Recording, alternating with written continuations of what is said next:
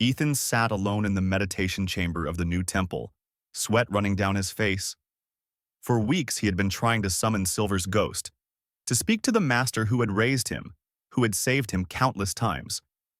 He whispered the incantations, reached into the force, pushed himself to the edge of collapse. Each time, all he managed were flickers, a shimmer of gold in the air, a whisper in the wind that never formed into words. Naserb warned him, "You cannot drag the dead back. Even the force has limits."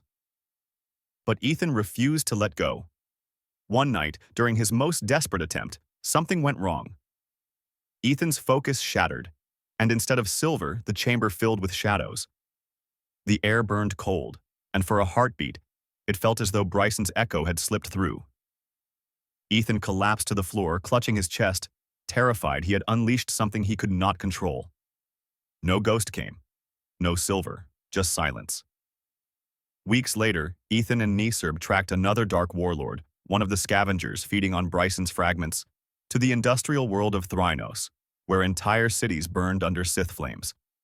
The warlord struck Ethan down brutally, crushing his saber arm and pinning him to the ground with burning steel. Nakurb fought desperately but was losing ground. Ethan, barely conscious, reached out again, not through ritual, not through incantation, but through sheer need. He whispered into the void, "Master, please. I can't do this without you."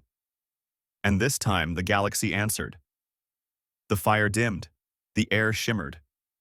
From the haze of smoke, Silver's ghost stepped forth, not fully formed, flickering, but radiant with golden light.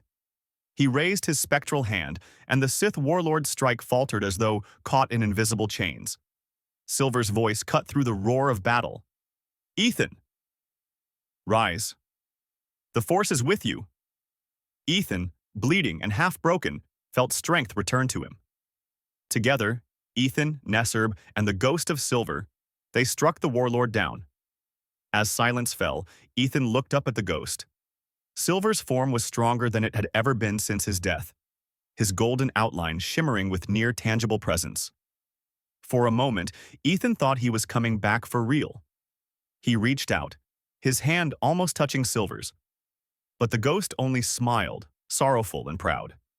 His image flickered, unstable, as if one breath away from solid form.